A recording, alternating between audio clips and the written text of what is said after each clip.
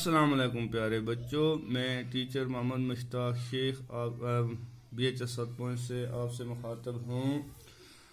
آج ہم 10ویں جماعت اردو سے ہمارا موضوع جو ہے خواجہ حیدر علی آتش کی حالات زندگی، اس کے خواجہ حیدر علی کے بارے میں ہمیں پڑھنا ہے۔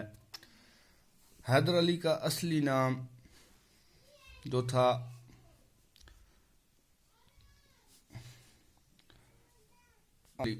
اصلی نام خواجہ حیدر علی تھا، اور آتش جو تھا وہ اس کا تخلص تھا۔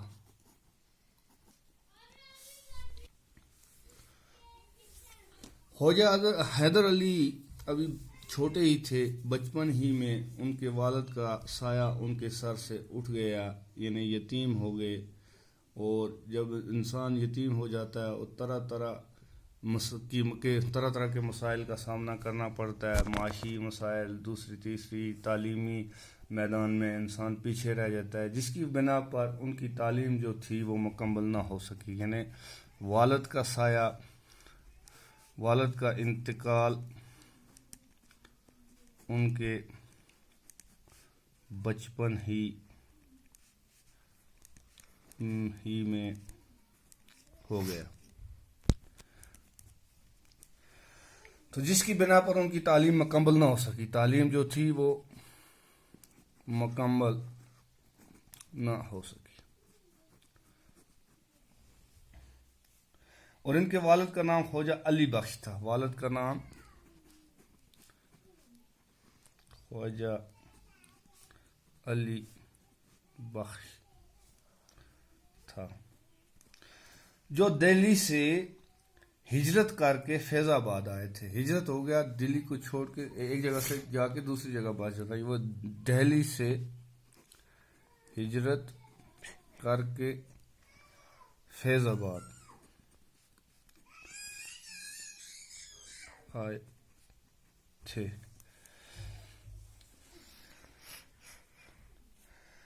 تو یہ جو خواجہ حیدر علی آتش تھے، ان کی پیدائش جو تھی یہ 1777 سن عیسوی میں فیض آباد میں ہوئی۔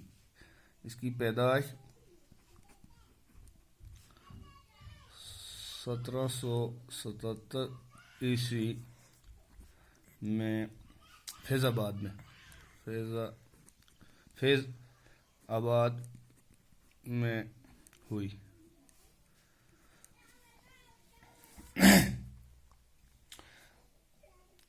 تو جیسا ہم نے پہلے پڑھا کہ ابھی چھوٹے ہی تھے، ان کے باپ کا سایہ، والد کا سایہ سر سے اٹھ گیا۔ فیض آباد کی فضا انہیں راس نہ آئی، یعنی فیض آباد کی آب و ہوا، وہاں جو ماحول تھا انہیں راس نہیں آیا۔ اس کے بعد وہ لکھنؤ آ گئے۔ لکھنؤ یعنی حیدر علی آتش لکھنؤ منتقل ہو گئے، اور یہاں انشا کی صحبت نصیب ہوئی اور شعر کہنے لگے۔ یہاں پہ آ کے لکھنؤ میں یہ شعر کہنے لگے، یعنی شعر و شاعری کرنے لگے۔ یہاں آ کے لکھنؤ میں مصحفی کے باقاعدہ شاگرد یہاں آ کے بن گئے۔ کچھ ہی عرصہ میں شاعر گوئی میں مہارت حاصل کر لی۔ یہاں پہ آ کے کچھ ہی عرصہ گزرا تو بڑی مہارت حاصل شاعر گوئی میں اس نے کر لی۔ آپ کی زندگی چونکہ یہ یتیم تھے، اس لیے تنگ دستی میں گزری۔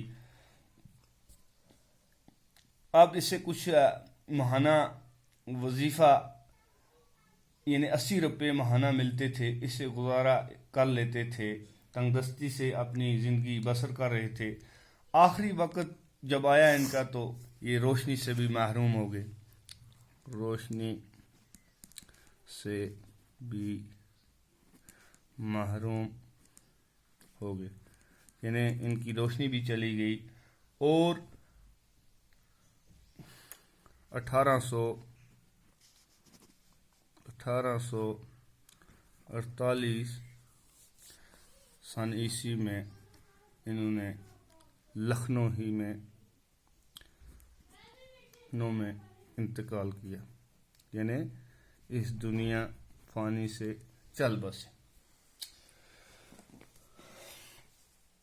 آتش کے منتخب اشعار کی فنی خوبیوں کا اگر جائزہ لیا جائے تو اس سے یہ بات عیاں اور واضح ہو جاتی ہے کہ آتش اردو کے بڑے شعراء میں شامل تھے، بڑے شعراء میں شامل تھے۔ آتش کے یہاں صرف قافیہ پیمائی ہی نہیں بلکہ معنی آفرینی بھی ہے۔ ان کی شاعری میں زندگی اور انسان کی عظمت کا احساس بھی موجود ہے۔ انسانی زندگی کی عظمت، انسانی زندگی کی عظمت اور انسانی زندگی کی عظمت احساس بھی موجود ہے، یعنی ان کی شاعری میں انسان کی زندگی کی عظمت کا احساس بھی موجود ہے۔ آتش یاس اور آتش ناامیدی سے کوسوں دور تھے، یعنی کبھی نا امید نہیں ہوئے، سخت محنت اور لگن سے اپنا کام کیا۔ آپ کی زبان جو تھی وہ صاف اور سادہ تھی، روزمرہ اور عام بول چال کے الفاظ نہایت خوبی سے استعمال کرتے تھے۔ روزمرہ میں جو بول چال ہوتی ہے یہ الفاظ نہایت ہی خوبی سے استعمال کرتے، نہایت ہی سادہ استعمال کرتے، زبان سادہ اور واضح ہوتی تھی تاکہ سب کو اس کی بات پہنچے۔ زبان و بیان صاف اور پر اثر تھی۔